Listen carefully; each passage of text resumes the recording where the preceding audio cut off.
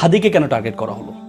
হাদিকে টার্গেট করার পেছনে কারণ কি? হাদিকে টার্গেট করার পেছনে প্রথম কারণ হচ্ছে হাদিকে যদি টার্গেট করা হয় তাহলে এক ঢিলে দুই পাখি মারার একটা প্রক্রিয়া তাদের মাথার মধ্যে ছিল। কেমন ছিল? এক হচ্ছে, আর দ্বিতীয় প্রথমত হচ্ছে তরুণদের মধ্যে ভয় ঢুকানো। কারণ হাদিকে যদি আক্রমণ করা হয় তাহলে তরুণরা একটা ভয় পাবে। হ্যাঁ, তরুণরা যখন ভয় পাবে তখন তরুণরা পেছনে আসবে। আর তরুণরা যদি পেছনে আসে, যেই নতুন বাংলাদেশের কথা আমরা চিন্তা করছি, সংস্কার হবে, সেই বাংলাদেশটা পেছনে চলে আসবে। তারপরে আরেকটা প্ল্যানটা তাদের কি ছিল দেখেন, হাদি যে আসনে ইলেকশন করছে সে আসনের বিএনপির একজন হেভিয়েট প্রার্থী আছে মির্জা আব্বাস সাহেব, সাথে সাথে জামাতের থেকে বলা হচ্ছিল যে ডাকসুর বিফি সাদিক কায়েম সেখানে ইলেকশন করবে। তাহলে যখন হাদিকে আক্রমণ করা হবে তখন হচ্ছে একটা ব্লেম গেম শুরু হবে।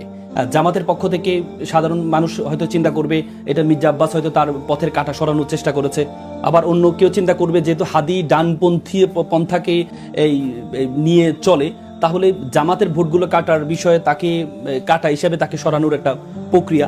মানে এই যে যারা জুলাইয়ের যারা শক্তি, যারা ঐক্যবদ্ধ ছিল 17-18 বছর এই আওয়ামী ফেসিজমের এগেনস্টে, তাদের মধ্যে এক ধরনের এই নিজেদের মধ্যে একটা শুরু হবে, যেটা আপনি দেখেছেন যখন ঢাকা মেডিকেল কলেজে যখন মির্জা আব্বাস সাহেব গিয়েছে তখন ভুয়া ভুয়া ধ্বনি দেওয়া হয়েছে।